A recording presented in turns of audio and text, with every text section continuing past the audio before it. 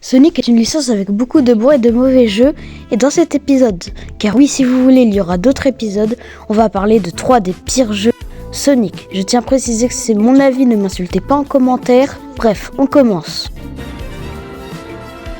Sonic Boom Rise of Lyric est un jeu sorti en 2014, c'est censé être l'adaptation de la série Sonic Boom qui est très bonne en jeu, et ce jeu est un pur fiasco. Le jeu tourne à 2 FPS pendant les moments de combat et de vitesse, regardez-moi ça.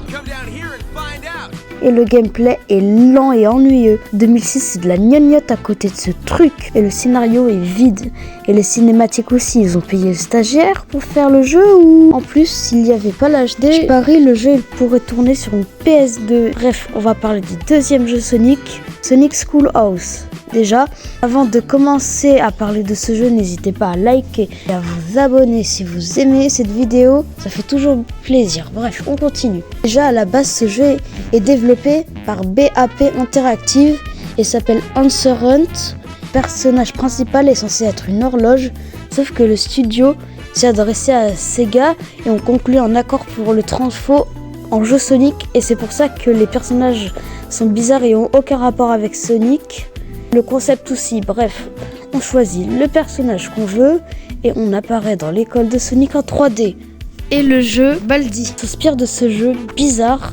Les problèmes avec ce jeu, déjà Sonic il est terrifiant, mais regardez-moi ses têtes. En plus il est super court, tu le bâcles en moins d'1 heure et les musiques sont terribles et le concept est très simple. D'ailleurs quand tu résous les calculs, Sonic en attendant il fait des spin dash en arrière, je sais pas pourquoi. Bref, ce jeu mérite un 5 sur 10. Allez, on continue. Sonic 2006 est un jeu sorti en 2006, logique. Ce jeu était censé être le jeu spécial pour les 15 ans, le grand retour du hérisson bleu, mais c'était un échec total. Une histoire très... Voilà quoi. Des bugs de partout, mais vraiment partout, mais quand je dis partout, j'abuse pas, il y a des incohérences et ce jeu avait introduit Silver qui est l'un des meilleurs personnages de la licence. C'est triste qu'il soit apparu dans l'un des pires jeux Sonic et ce jeu avait du potentiel mais gâché car ils ont grouillé l'équipe de développement pour sortir pile le jour des 15 ans, vraiment. Et en plus, la Sonic Team était coupée en deux car l'autre partie travaillait sur un autre jeu Sonic, Sonic and the Secret Rings. À la toute fin, l'histoire du jeu a été réinitialisée par Sonic et Elise, donc tout le jeu n'a jamais existé, vraiment.